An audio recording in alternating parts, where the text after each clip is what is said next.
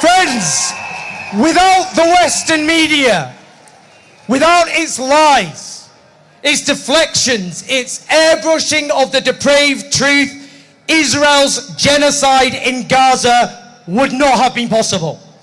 For no crime in history, no crime, has been so confessed to by its perpetrators, so unapologetically, so shamelessly, so proudly. From the very start, Israel's leaders, they declared that Gaza's civilians were human animals, that an entire nation out there was responsible. As the president of Israel declared, the essentials of life would be cut off, that Gaza would be reduced to a city of tents. They made clear over and over again they were going to wipe Gaza from the face of the earth and wage war against its people. There was no better predictor of what Israel would do to the Palestinian people than what they told the world they would do over and over and over again. And yet, with courageous exceptions, the Western media conspired to suppress Israel's genocidal intent while smearing the few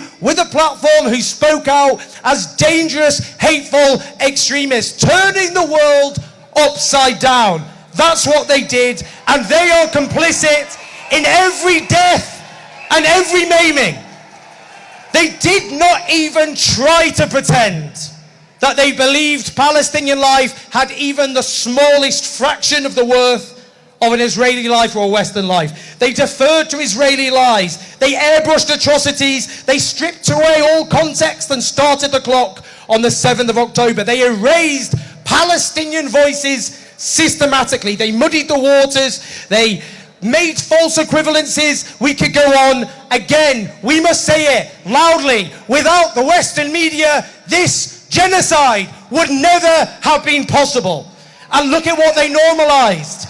The destruction of hospital, the slaughter of medics, the annihilation of civilian infrastructure, the mass butchery of children, the deliberate starvation of an entire people, the torture and rape of Palestinian hostages. But meanwhile, the journalists of Gaza, the lions of the world's press pack, the bravest journalists the world have ever seen, who've ever walked the face of this earth, they risked their lives every single day, knowing that every last day, every minute, every second could be their last, not just for them, but for their children and their families, often exterminated alongside them. And yet, in the biggest massacre of journalists in the history of our species, the vast majority of Western journalists couldn't even utter a sentence of solidarity with their colleagues as they were butchered. How dare they? Shame on them.